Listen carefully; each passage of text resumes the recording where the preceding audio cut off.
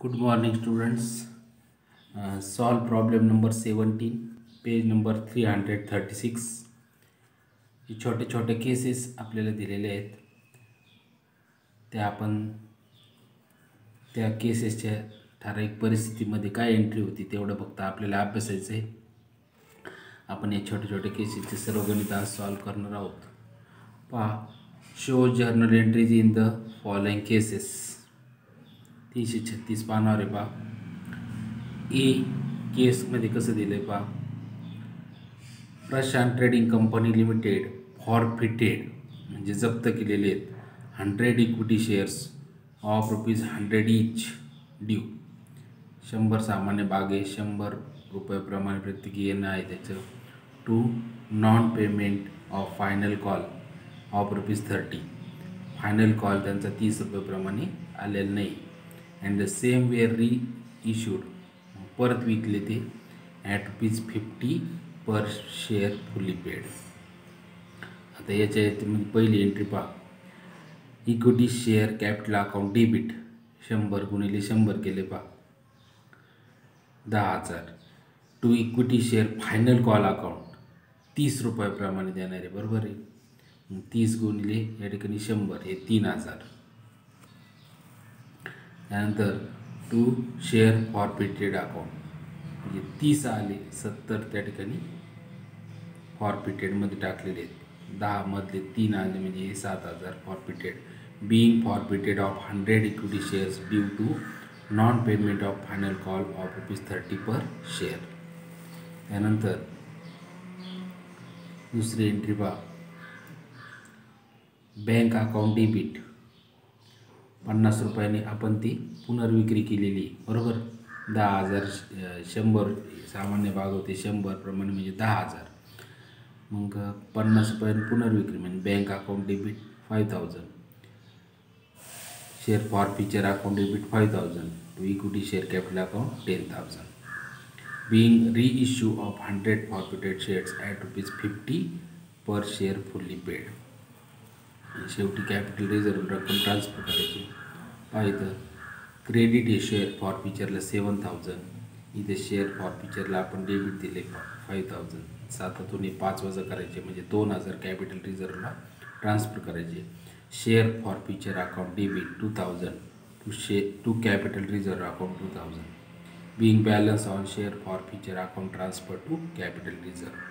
हे पहिल्या केसमध्ये झालं असता. आता इथं बी दिलेले आहे ते समजून घ्या. Swanand trading company limited forfeited 1,000 equity shares. 1,000 भाग जप्त केले. पाच सामान्य ऑफ ₹10 ईच. एका भागाची किंमत ₹10. On which application money ₹2. अर्जाबरोबरचे ₹2 and allotment money of ₹4 per share was paid. अर्जाबरोबर ₹2 आणि वाटपाबरोबर 4 असे पेड केलेले. The first call money of ₹2 per share remain unpaid. The company reissued पुन्हा विक्री काढले all the forfeited shares at ₹5 per share. ₹8 paid.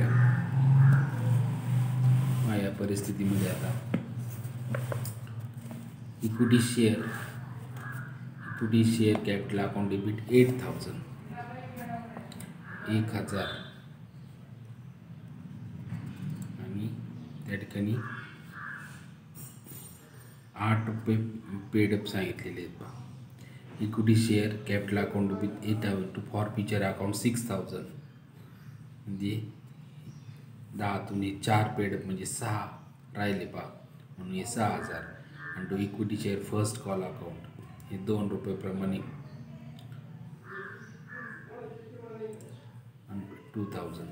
Being forfeiture of 1,000 equity share due to non payment of first call of ₹. इथे चुकून 20 per share लिहिलेले करून घ्यायचं. त्यानंतर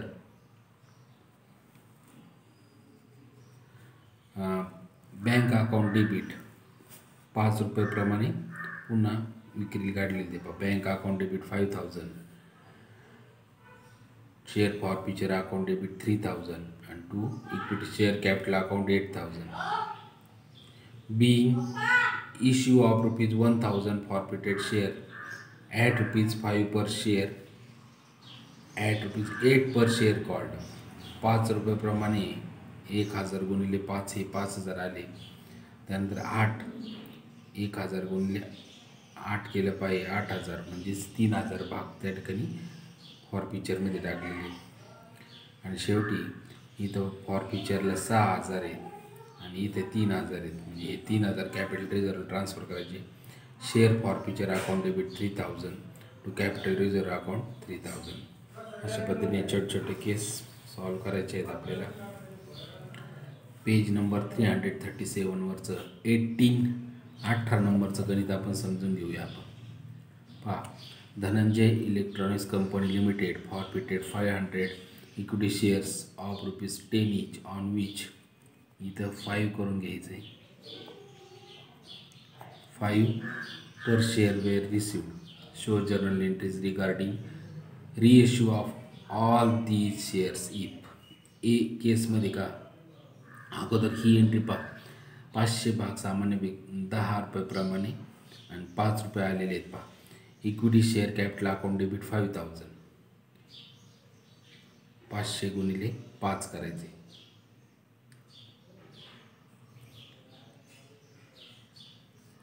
500 गुणिले 10 500 गुणिले 10 5000. Equity share capital account debit 5000 to calls in arrears account. Calls in आरियर्समध्ये टाकले आपण 2000 आणि share forfeiture account 3000. Being forfeiture of 500 equity shares due to non payment of first call of ₹5 per share. त्यानंतर आता या ठिकाणी ए परिस्थितीमध्ये पहा, shares are reissued at ₹8 per share fully paid. 8 रुपयाप्रमाणे विक्री केलेली. पहा, म्हणजे 500 गुणिले 8 करायचे.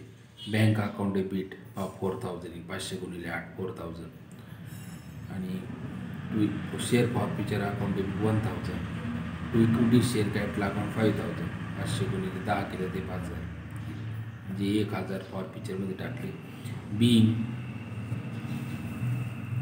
being reissue of 500 forfeited shares at ₹8 per share fully paid.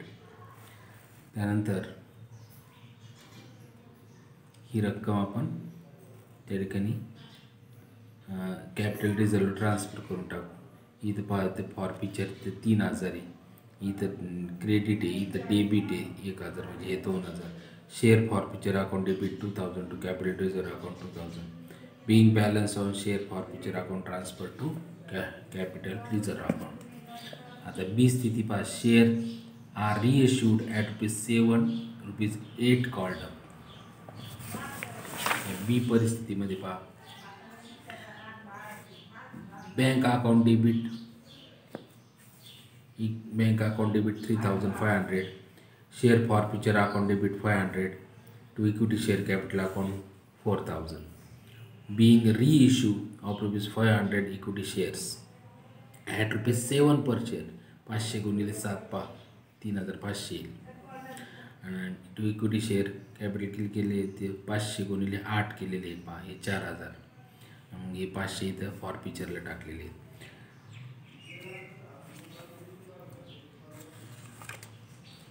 पहा, कॅपिटल रिझर्व ट्रान्सफर करू ही रक्कम.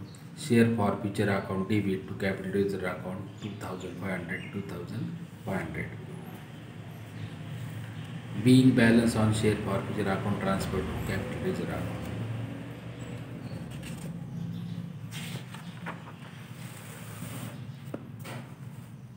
आणि शेवटच्या स्थितीमध्ये पहा, shares are reissued at ₹5.50 ₹5.5 ₹7 called.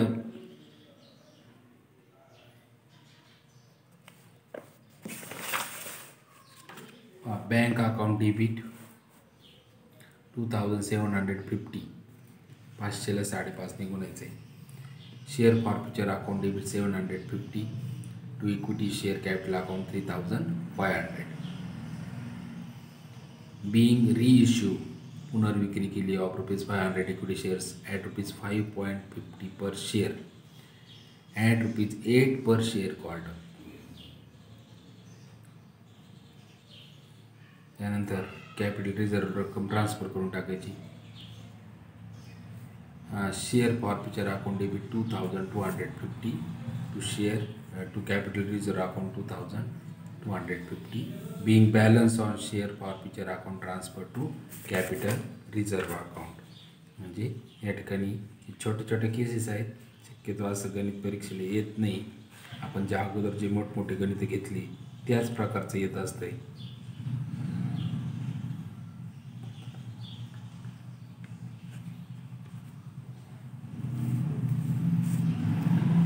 त्यानंतर आपण आता प्रॅक्टिस प्रॉब्लेमची राहिलेले गणित जेवढे सॉल्व करू, म्हणजे हा एक भाग आपला पूर्णपणे संपल. जवळजवळ आपण सर्वच गणित घ्यायचा प्रयत्न केला आहे. सोपे सोपे गणित परीक्षेला येतात.